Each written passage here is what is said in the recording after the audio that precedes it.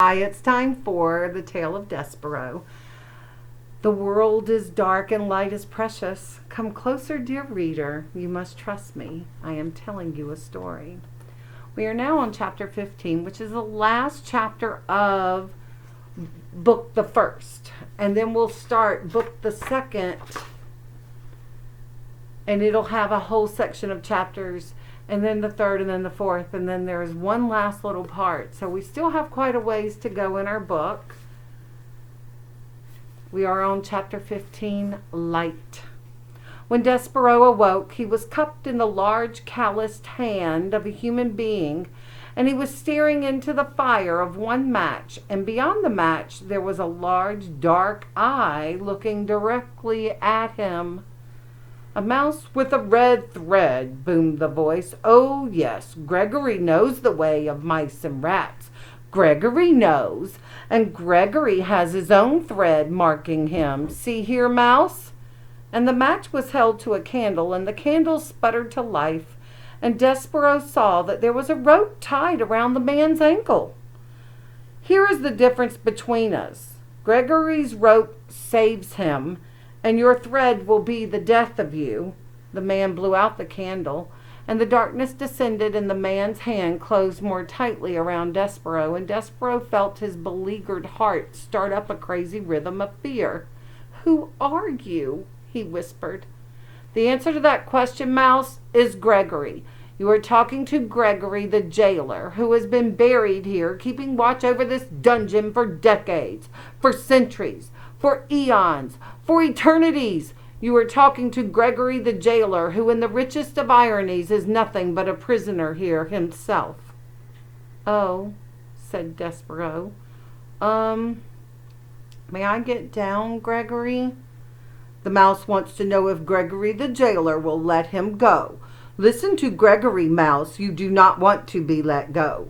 Here in the dungeon you are in the treacherous dark heart of the world, and if Gregory was to release you, the twistings and turnings and dead ends and false doorways of this place would swallow you for all eternity.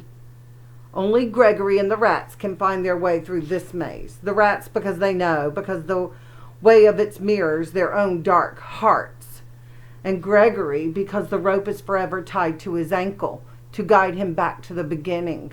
Gregory would let you go, but you would only beg him to take you up again. The rats are coming for you, you see." "They are?"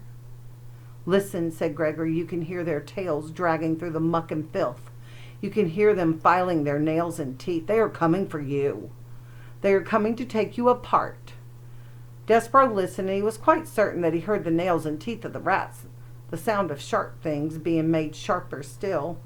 "They will strip all the fur from your flesh and all the flesh from your bones, and when they are done with you there will be nothing left except red thread. Red thread and bones. Gregory has seen it many times. The tragic end of a mouse."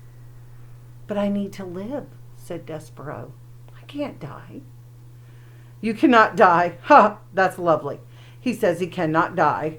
Gregory closed his hand more tightly around Despereaux. "And why would that be, mouse? Why is it that you cannot die?" "Because I'm in love. I love somebody, and it is my duty to serve her." "Love," said Gregory. "Love? Hark, you! I will show you the twisted results of love." Another match was struck. The candle was lit again, and Gregory held it up so its flame illuminated a massive, towering, teetering pile of spoons and kettles and soup bowls. "Look on that, mouse," said Gregory. "That is a monument to the foolishness of love." "What is it?" asked Despereaux. He stared at the great tower that reached up into the blackness. "What does it look like? Spoons, bowls, kettles. All of them gathered here as hard evidence of the pain of loving a living thing. The king loved the queen, and the queen died. This monstrosity, this junk heap, is the result of love." "I don't understand," said Despereaux. "And you will not understand until you lose what you love. But enough about love," said Gregory. He blew out the candle. "We will talk instead about your life, and how Gregory will save it if you desire." "Why would you save me?" Despereaux asked. Have you saved any of the other mice? Go on, Mouse, said Gregory. Tell Gregory a story. So here's a picture of Gregory. And you can see that barely in the light a little bit. Never have I saved a mouse, said Gregory. Not one. Why would you save me then? Because you, Mouse, can tell Gregory a story. Stories are light. Light is precious in a world so dark. Begin at the beginning. Tell Gregory a story. Make some light. And because Despereaux wanted so much to live, he said, once upon a time. Yes, said Gregory happily. He raised his hand higher and then higher still until Despereaux's whiskers brushed against his leathery, time-worn ear. Go on, Mouse, said Gregory. Tell Gregory a story. And it was in this way that Despereaux became the only mouse sent to the dungeon whom the rats did not reduce to a pile of bones and a piece of red thread. It was in this way that Despereaux was saved.